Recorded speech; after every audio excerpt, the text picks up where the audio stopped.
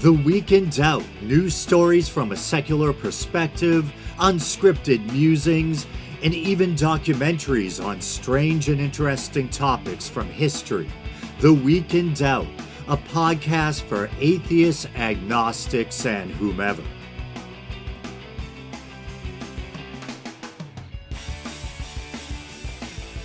Hey everyone, I'm Phil Albertelli, the host of The Week in Doubt.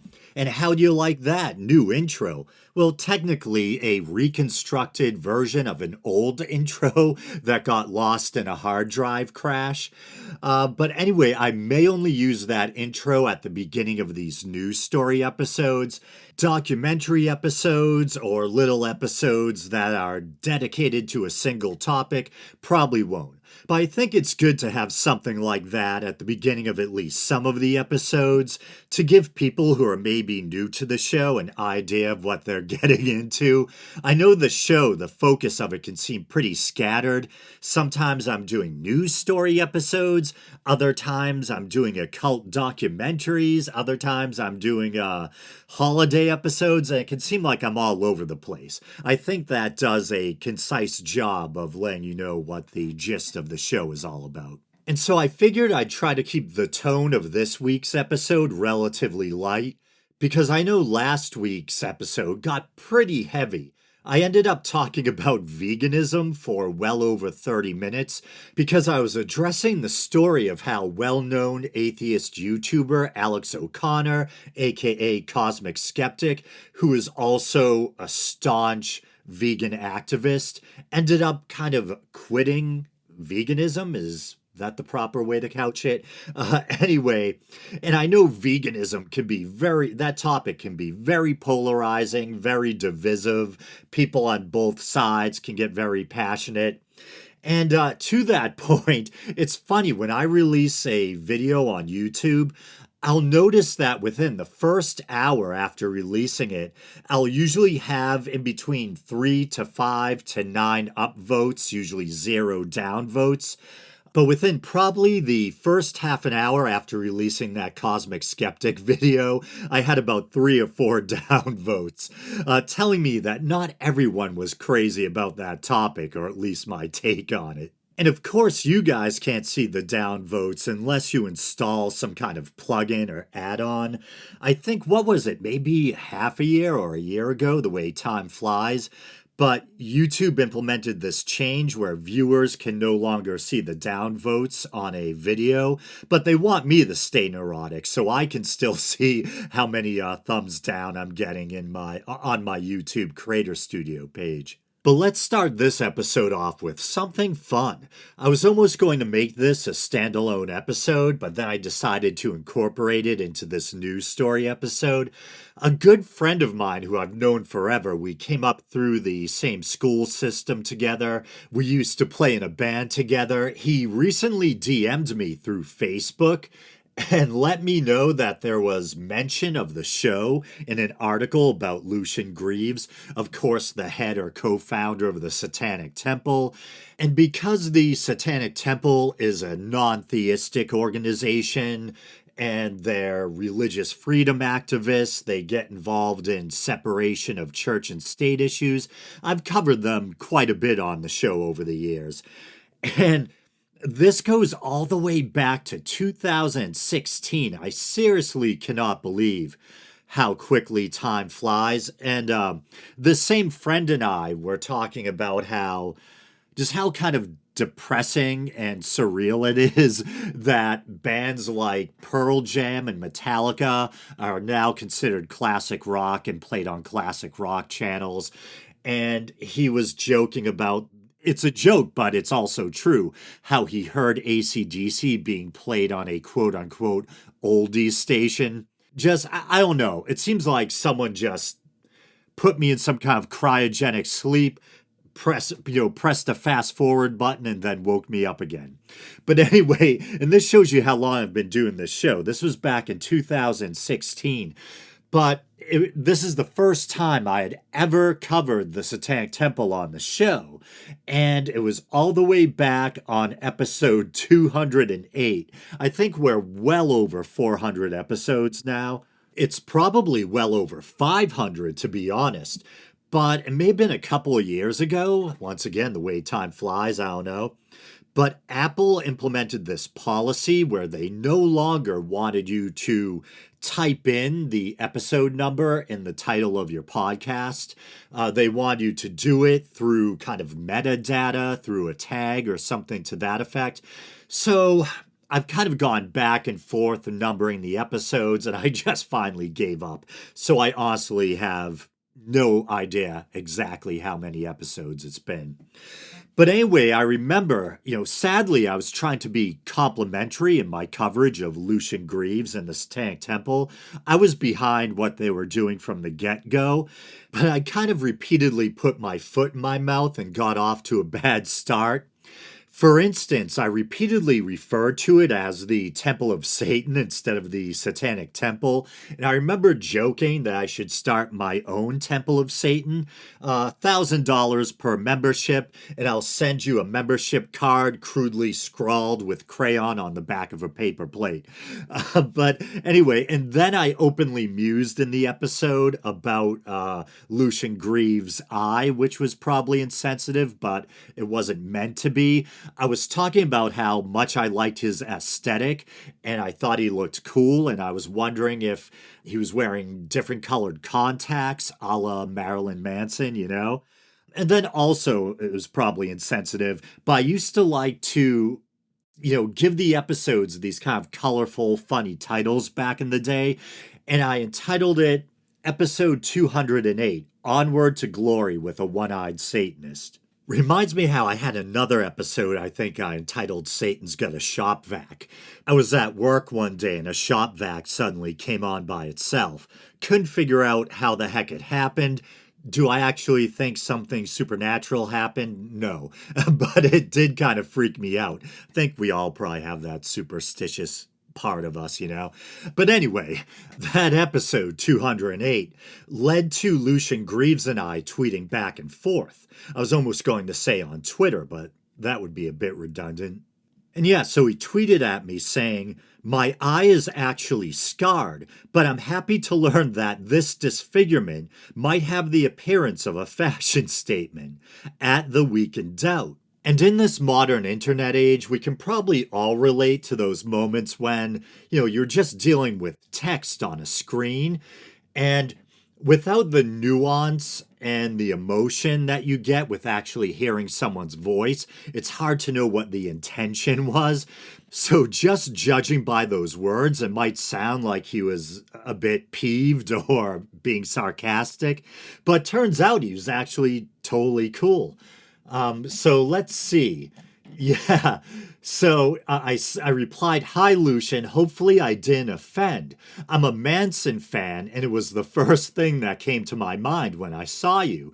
And he replied, "Not at all, exclamation mark. I hope to wear it well."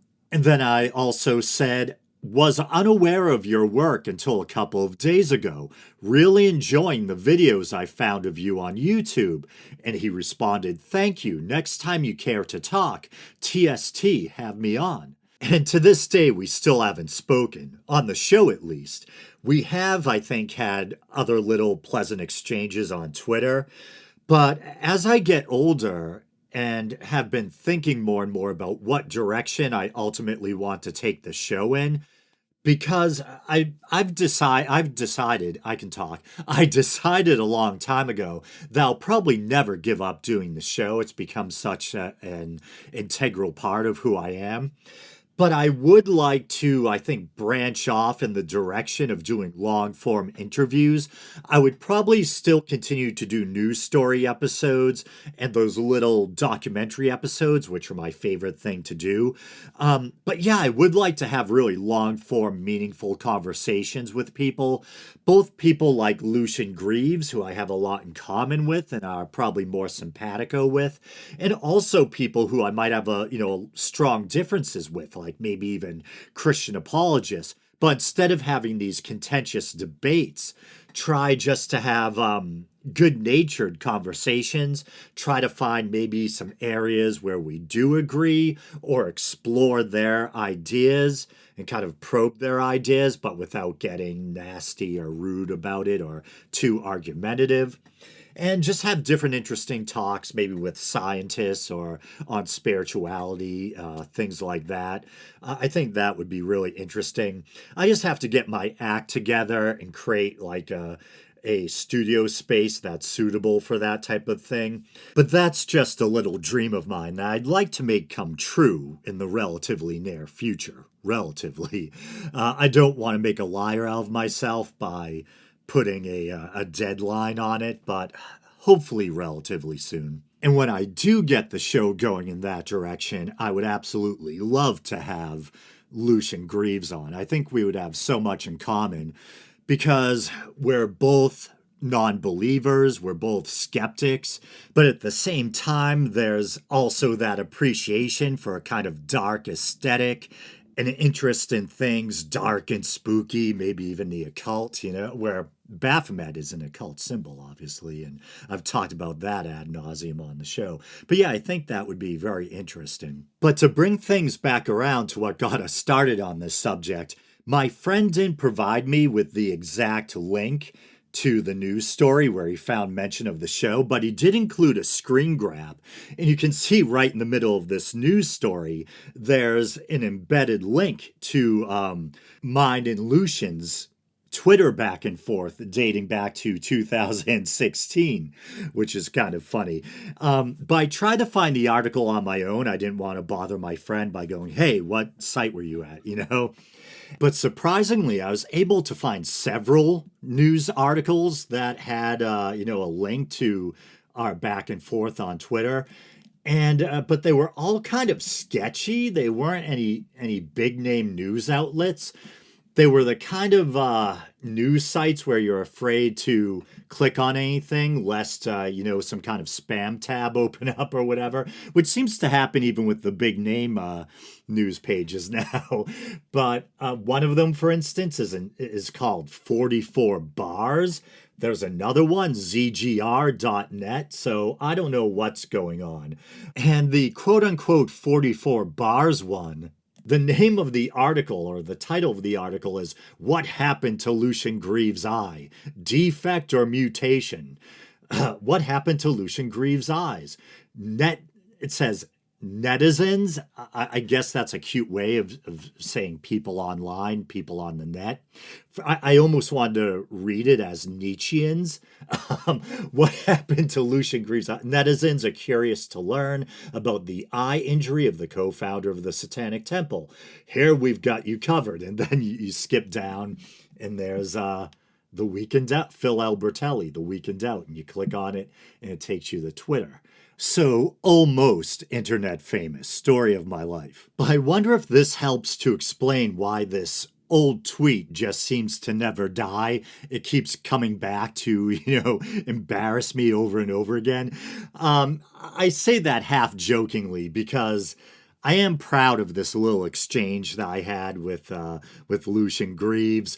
And when it does come back up again, it brings me a little joy, and at the same time, it does make me feel a little embarrassed because I did, in a way, kind of make an ass out of myself. I got the name of the organization wrong. I kept calling it the what was it, Temple of Satan instead of the Satanic Temple.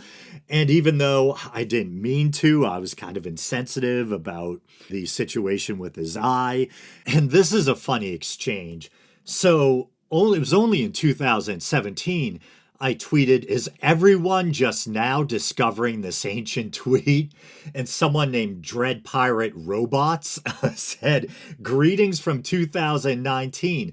I Googled, is Lucien Greaves' eye really like that? And this thread was the top result. It really does look like a fashion statement.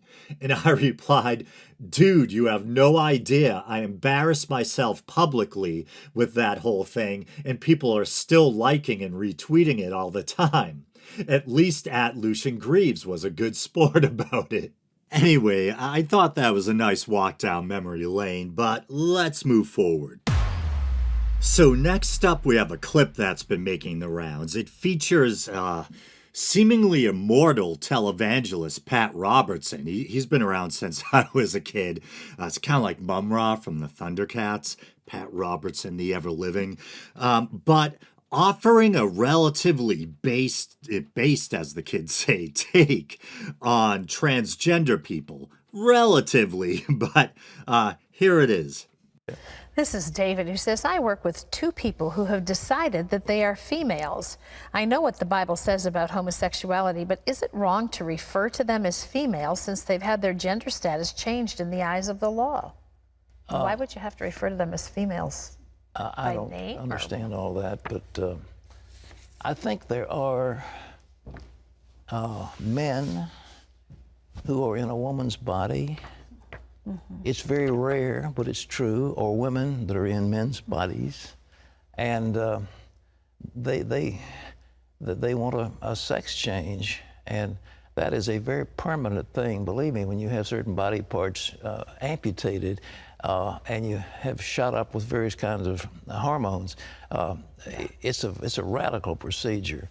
I don't think there's any sin associated with that. I don't condemn somebody for doing that, but somebody who just says, well, I'm really a woman, I question the validity of that statement. But they say they're counted as female. You don't count somebody as female unless they really are, or male unless they really are. In this instance, so this is a person who works with two people, so he doesn't really know their intentions or know their personal medical scenario. It's not for you to decide or to judge. All right. Okay, so as I've said on the show before, I've been trying to make an effort to be less political and maybe try to avoid some of the divisive or divisive culture war stuff. But I am a fairly progressive left-leaning person. I am personally supportive of gay and trans rights. But I try to keep the focus of the show on religion, the big existential questions, goat-headed deities. Cracking myself up, Baphomet humor. But I will still touch on this stuff when it intersects with religion. And here we have a household name, Pat Robertson, and a 90-something-year-old televangelist, commenting on trans people, and I think that's kind of interesting.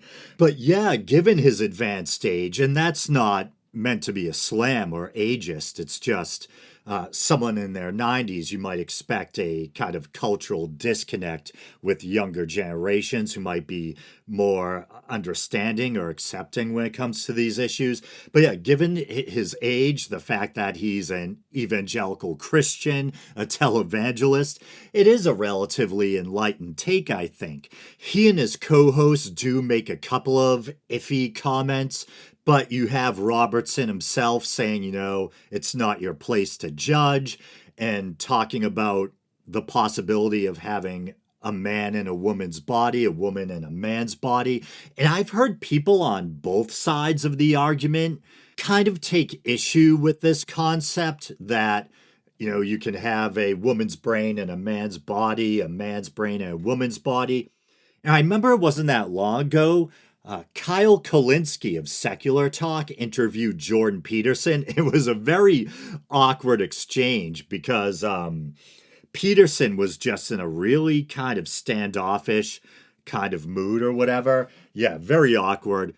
And Peterson said something like it was stupid or dumb to suggest that you could have a man's brain in a woman's body or vice versa.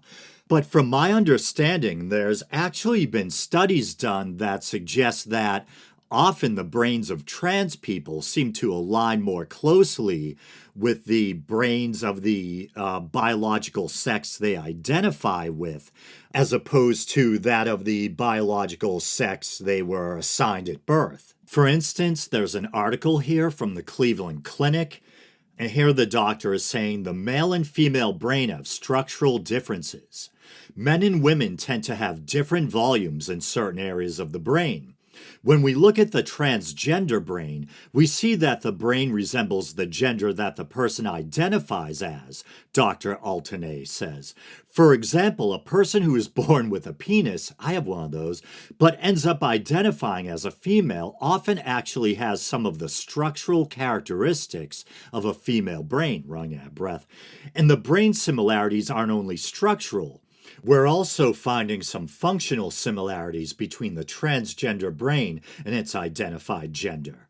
In studies that use MRIs to take images of the brain as people perform tasks, the brain activity of transgender people tends to look like that of the gender they identify with. Research in these areas is extremely limited, and more research needs to be done to find conclusive results, Dr. Altenay notes, but we're already seeing definite trends.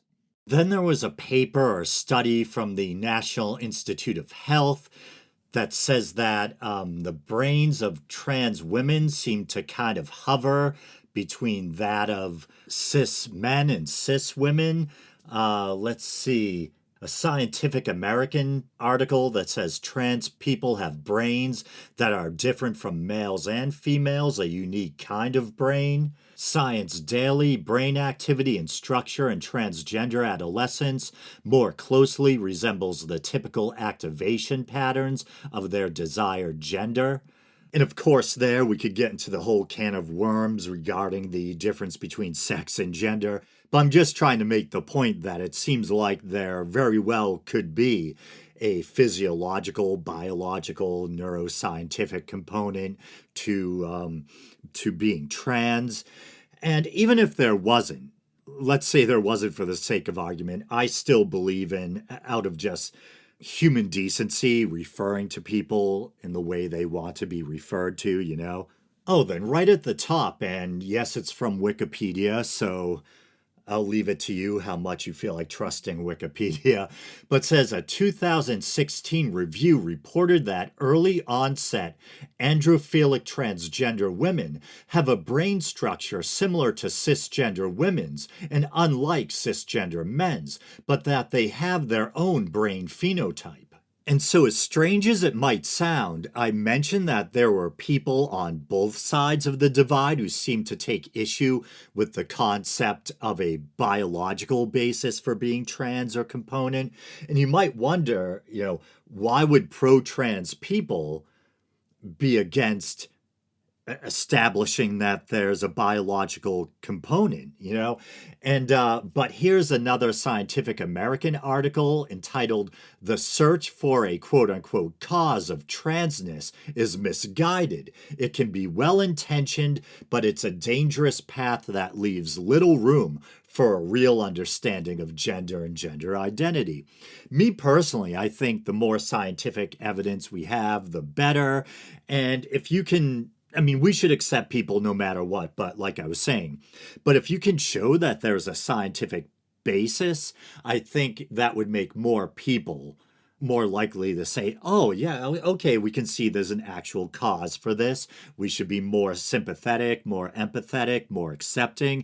Not that they should necessarily need scientific evidence to be more empathetic and accepting, but you know what I mean. But I just read this headline to show you that there are even people on the other side of the argument who seem to not want to focus on a physiological or biological cause. Okay, I'm getting a little serious here. I thought I said I wanted to keep the tone of this episode light. So this next thing is, it's kind of wacky and funny. At least I find it funny. But some of you are probably going to hate me because it'll probably gross you out. So I was on YouTube and I clicked on a YouTube short. I forget the title of it, but it was clickbaity enough that I fell for it. And it's ironic because in that last episode, I was talking about how much I like cereal. And this YouTube short was all about a disgusting food additive that's in cereal. And I think years ago, I talked about some really gross food additives. Like, there's one that comes from the anal glands of beavers. It's the type of thing no one would believe you if you told them, so you have to make them look it up for themselves. I think it's called castoreum or something like that. Yeah, this is from a 2015 Business Insider article. Vanilla scented beaver butt secretions are used in food and perfume. Castoreum is an anal secretion beavers use to mark their territories. It also happens to smell like vanilla. Oh boy. But the one I heard about in that YouTube short is lanolin. And I remember hearing the word lanolin growing up. I think it was usually used in like moisturizers and beauty products. But what lanolin is, it's this grease that coats the wool of sheep, and it's exuded from their sebaceous glands, and then it's harvested, treated, and added to food products because it naturally contains vitamin D. And a vitamin D deficiency can be very serious and can lead to conditions like rickets, etc.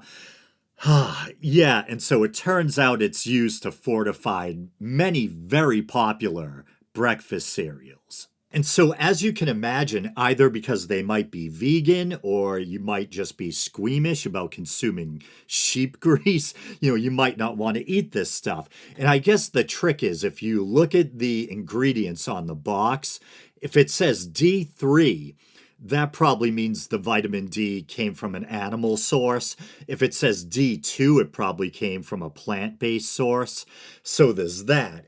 And I was standing in the cereal aisle the other day like a weirdo, turning over all the cereal boxes, and they almost all of them contained vitamin D. Some said D3 up front, others just said D. And I'm like, is that D3 or D2? What's it mean if it just says D? And I was reading online trying to find out which ones contain this crap and which ones don't. And I guess one of the only big name cereals, I think there's several, but one of them that doesn't contain it is Captain Crunch. So I'm just imagining myself like a grown ass man loading up on Captain Crunch at the grocery store. Hey, it's an excuse to go back to a childhood cereal, I guess. They probably think that Captain Crunch is so junky, it's basically just sugar. Why even try to save it?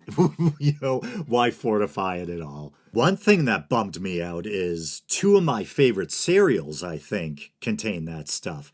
Cheerios and Raisin Bran. They taste pretty good, but they're also fairly healthy. So there goes that. And I swear I wasn't trying to be a pervert, but I Googled lanolin, and all of a sudden all this stuff about nipple cream started to come up. I guess it's fair. I don't know if it's used for nursing mothers or whatever, but there was all these results about nipple wax or nipple cream.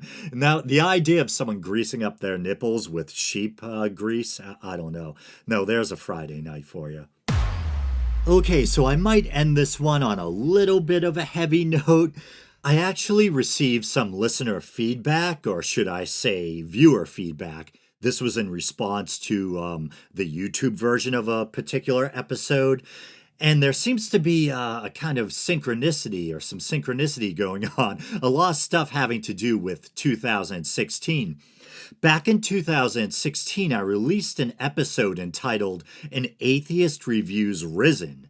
And Risen is this religious-themed movie starring Joseph Fiennes, the brother of Rafe Fiennes, I believe, if I'm pronouncing that correctly. Fiennes or Fine? Anyway, I believe Joseph Fiennes portrays a Roman officer who I believe is charged with investigating either the disciples or the supposed resurrection of Jesus. And I think the movie starts off with Joseph Fiennes' character witnessing the crucifixion. And so he goes on this kind of journey or arc where I don't know if he ever fully converts to Christianity, but along the way he becomes much more sympathetic to Jesus and his cause. And he might actually witness Jesus' ascension at the end. I forget. This was 7 years ago? And I'll say that my usual policy is if I see someone leave a comment on an old video and it's negative or antagonistic, I won't even bother replying because it's like, why take the time to defend a video that I can barely remember making, But if it's a nice comment, then I might go out of my way and favorite it or like it or leave a nice response. But this one really caught my attention. The person wrote, I'm curious, how does the idea that there is no God make you feel? It's very poignant, perhaps even blunt, but not in a negative way, just very straightforward. It almost reminds me of the way in which a therapist might couch a question. And so there was something about that I really liked or appreciated. And so I responded, thank you for the question. To be honest, it fluctuates based on my state of mind at the time. There have been times in my life where the idea that there may not be a God hasn't really bothered me. It's as if I accept the transient nature of my own existence as a part of the natural balance. But there's other times when I'm in a more fragile headspace that the idea that there might not be a God and this may be all there is does trouble me. I've gone through a number of existential crises or dark nights of the soul in my time. Kind of going through one now, to be honest, but doing my best to hang in there. Winky emoticon. And I've talked about this on the show before. I think when I was in my teens, late teens, I had a really bad, really heavy existential crisis where I'd basically closed the door on any belief in a personal creator God. I had been raised Catholic, but I'd come to the conclusion that was just another man-made religion and no one really had the ultimate answer. There might not be anything out there, And I was in a really dark place, a very dark place. It just felt like everything was empty, meaningless, and futile. But the analogy I used to use on the show in an attempt to explain it is just like how the body can heal with time, it can be very resilient, the mind too can be resilient and heal with time. And I think after a while, just wrestling with those big existential questions, you can kind of become a nerd after a while and find your equilibrium again and not be bothered by the idea that there might not be anything after this, And I can honestly say that for probably the second half of my 20s and all my 30s, I started this podcast in my 30s when I was getting into my late 30s. And the idea that there might not be a God or that this might be all there is didn't really bother me. You know what I mean? But once in a while, like I've noticed that when I'm having a depressive episode, I seem much more susceptible to kind of feelings of existential dread, And I think that's what's happening with me now. Like I've mentioned, in fact, on the last episode, I mentioned it, that I've been wrestling with some depression and anxiety. And yeah, depression and feelings of kind of like emptiness, existential dread, they can kind of go hand in hand. But the thing is with me, no matter how deep and awful that existential dread or feeling of existential emptiness was, I still wouldn't try to placate myself with ideas I didn't actually believe.